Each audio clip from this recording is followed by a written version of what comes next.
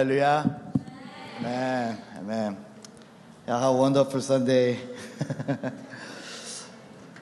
Today is Palm Sunday. It is the day Jesus entered Jerusalem. Ngayon po ay araw ng Palm Sunday. Ito yung panahon kung saan ang Panginoong Jesus ay pumasok sa Jerusalem. Then many people came out to the streets. Maraming tao ang lumabas sa kalye. They spread their cloaks and waved palm branches. Nilatag nila ang kanilang mga balabal sa sahig at sila po ay nagpalaspas. Ito yung palaspas. Yeah, they shouted Hosanna and welcomed Jesus as King. Sila po ay sumigaw ng Hosanna at winelcome nila ang Panginoong Jesus bilang isang hari. But Jesus already knew what would happen. Pero alam na po ni Jesus kung ano po ang mangyayari. He knew this shouting would soon turn into mockery and pain. Alam niya po na itong mga sigaw na ito ng mga tao ay magiging sigaw ng pangungutya at sigaw na kung saan siya ay masasaktan. Yeah, he knew that behind this grand entry, the torture and death were waiting. Alam niya rin na sa kabila ng itong napakagandang pagpasok niya sa lugar na yon, siya ay haharap sa matinding paghihirap at kamatayan. Even so, Jesus kept walking into the city. Kahit na po alam niya yung mga bagay na to, siya po ay nagpatuloy na maglakad doon sa bayan. Because the final destination of his 33-year mission was our salvation. Dahil po yung huling hantungan ng kaniyang misyon na 33 years na misyon dito sa lupa ay para sa ating kaligtasan. To reconnect us who were separated from God, just quietly enter the city of death. Para po i-reconnect niya tayo sa Panginoon na nahiwalay sa Diyos. Si Jesus po ay tahimik na pumasok doon sa bayan ng kamatayan. You guys, the core of the Holy Week is love. Ang pinakakaibuturan po ng Holy Week ay pag-ibig. Jesus said the greatest love is to lay down one's life for one's friends. Sinabi po ni Jesus na ang pinakadakilang pagmamahal ay ang ialay ang buhay para sa kanyang mga kaibigan. This is real love. Ito po ang tunay na pag-ibig. Jesus did not love only with words. Si Jesus po ay hindi lamang siya nagmahal sa pamamagitan ng salita. Jesus is God, but He emptied Himself and took the form of the servant. Si Jesus po ay Diyos, pero hindi niya ito inisip, tinanggal niya ito, at siya po ay bumaba at naging parang isang alipin. He humbled Himself and was obedient to the point of death of the cross.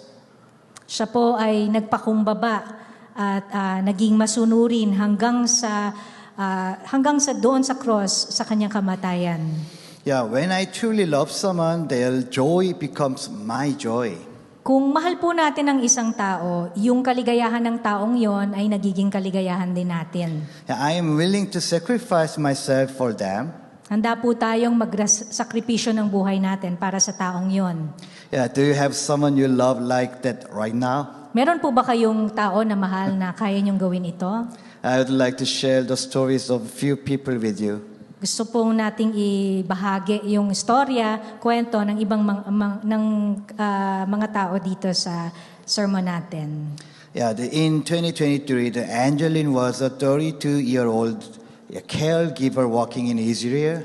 Si Angeline po ay isang Pilipinong caregiver sa Israel. 32 years old siya. Noong 2023 po, Yeah, on October 7, 2023, Hamas launched a surprise attack of Kmar Aza at kibbutz in southern Israel. Kung naalala niyo po, nung umatake po ang Hamas sa southern Israel noong October 7, 2023, inatake po nila ng sorpresa yung Kfar Aza. Isa po itong kibbutz sa southern Israel. When armed men attacked, she hid in the safe room with Nira, a 70-year-old lady. Nung umatake po yung mga armadong lalaki doon sa kanilang kibbutz, nagtago po si Angeline. Kasama niya doon yung inaalagaan niya na matandang babae, 70 years old. Nagtago sila sa isang safe room. The gunman tried to force the door open. Pinilit po ng mga armadong lalaki na buksan yung pintuan. Angeline had a chance to run away.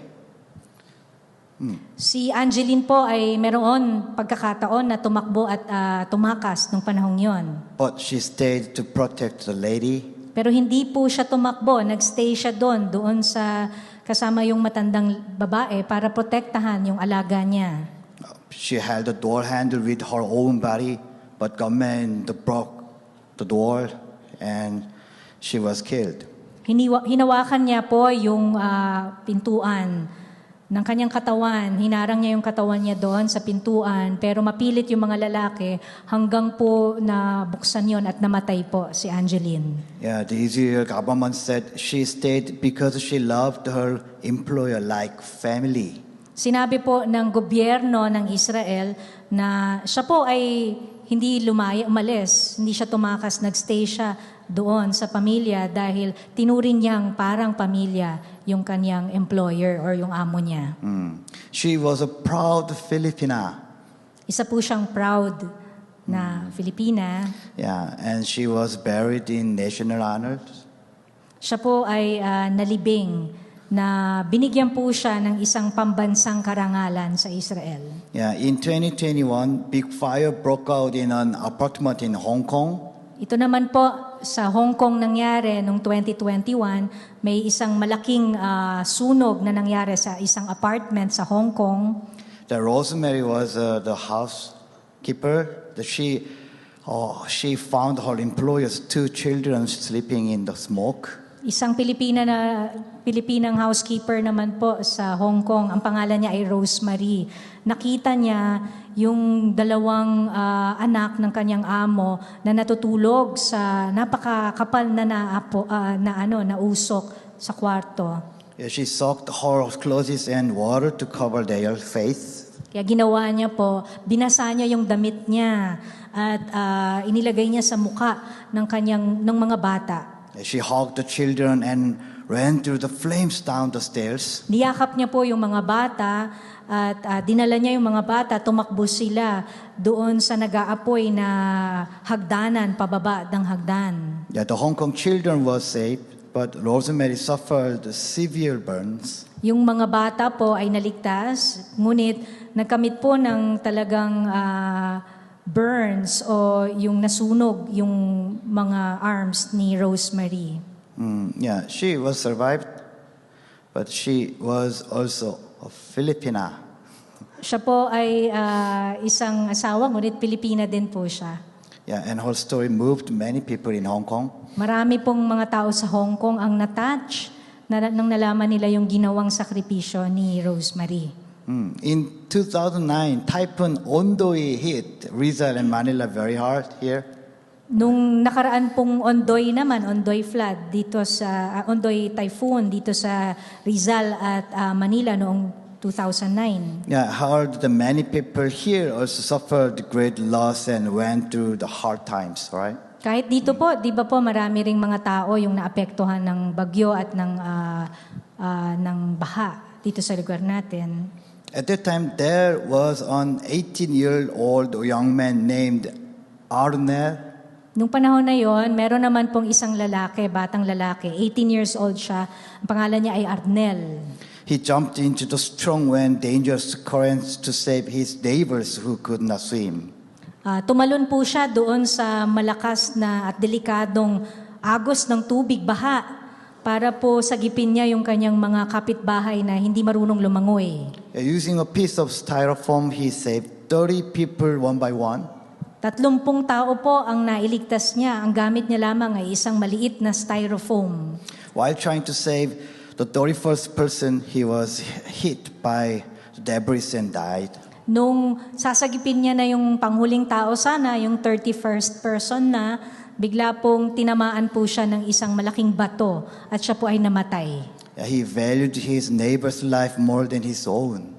Pinahalagahan niya po yung buhay ng kanyang mga kapitbahay kesa dun sa buhay niya. Yeah, there are so many heroes in the Philippines. Napakarami pong bayani dito sa Pilipinas. Yeah, there is a word in the Philippines called malasakit. Meron pong salita dito sa Pilipinas, ang salitang malasakit.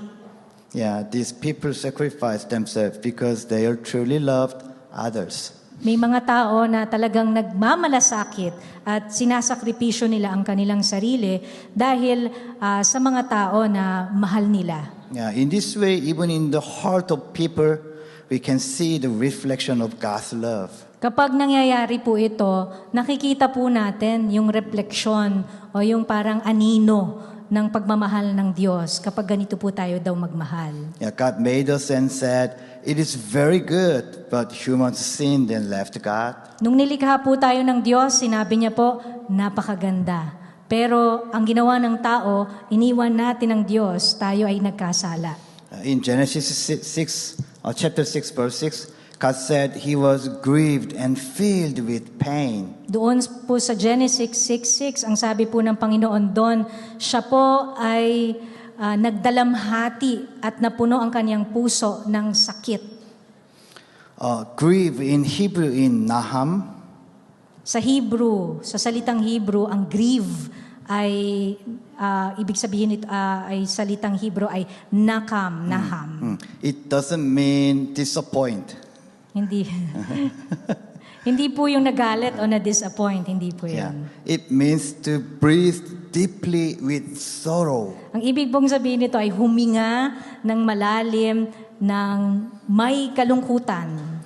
It describes God's unbearable pain, seeing us ruined by sin. Pinapakita po nito yung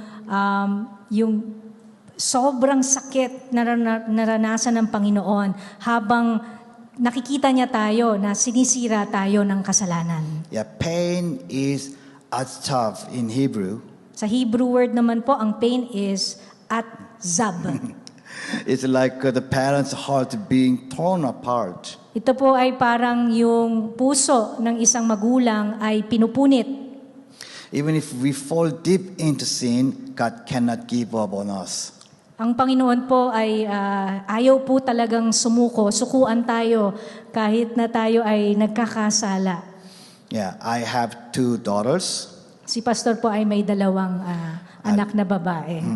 I love them so much. Mahal na mahal niya ang 2 ito. Yeah, just looking at their baby photos makes me so happy. Tinitingnan lang niya yung mga picture ng kanyang anak, talagang masayang-masaya na siya. Yeah, but as they grow up, sometimes they hurt my feelings or disappoint me. Pero syempre, habang lumalaki sila, minsan nasasaktan nila si Pastor, nadidisappoint nila.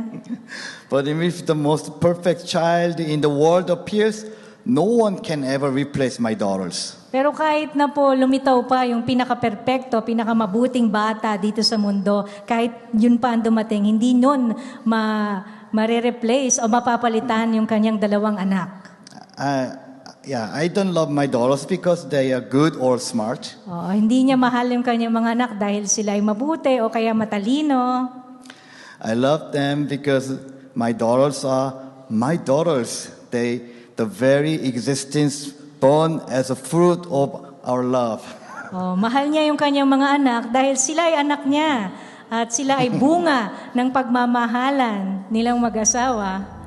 If my daughters were in a situation where they had to die, kung darating ang pagkakataon na mapunta sa sitwasyon kung saan mamamatay ang 2 niyang anak, and if my dads could save their lives, kung ang kamatayan ni Pastor ay ang tanging solusyon para ma-save sila, I would die in their place without any hesitation. siya ay mamamatay para lang masagip ang kanyang mga anak nang walang pag-aalinlangan. Yeah, this is the beautiful relationship between parents and children that God gave us. Ito po yung binigay ng Panginoon sa atin na napakagandang relasyon sa pagitan ng isang magulang at ng anak. Yeah, when we are children, it is hard to understand this deep love. Sa atin pong mga bata, mga anak, mahirap pong intindihin ang ganitong pag-ibig. But when we become a parent, we can finally understand and know. Pero kapag tayo po'y naging mga magulang din, maiintindihan natin ang ibig sabihin nito. God wanted to show us how precious we are as His children. Gusto pong ipakita ng Diyos kung gaano tayo kahalaga sa Kanya bilang Kanyang mga anak. Even if it meant giving the life of Jesus for us. Kahit na isakripisyo pa, ibigay pa ni Jesus ang kanyang buhay para sa atin. Yeah, our Lord Jesus Christ knew this heart of the Father. Alam po ng Panginoong Jesus ang Ama, ang puso ng ganitong Ama. So he obeyed and entered Jerusalem like a lamb led to the slaughter.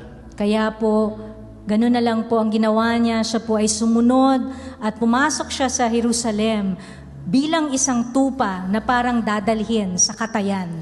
Jesus saw us lost and dying more than His own pain. Nakita po ng Panginoon yung, nakita niya tayo na tayo ay nawawala, na tayo ay mamamatay kung hindi niya gagawin to. Kaya mas nakita niya yon kesa dun sa sakripisyo, dun sa pain na mararanasan niya. Yeah, He was pierced for our transgressions and crushed for our sins. Siya po ay sinugatan, tinusok para po sa ating pagsaway at siya po ay dinurog para sa ating mga kasalanan. By His wounds we are healed. Sa kanya pong sugat tayo ay may kagalingan. Amen. Amen. Amen. Amen. Holy Week begins this week. Ngayon pong week na to ay nagse-celebrate na tayo ng Holy Week.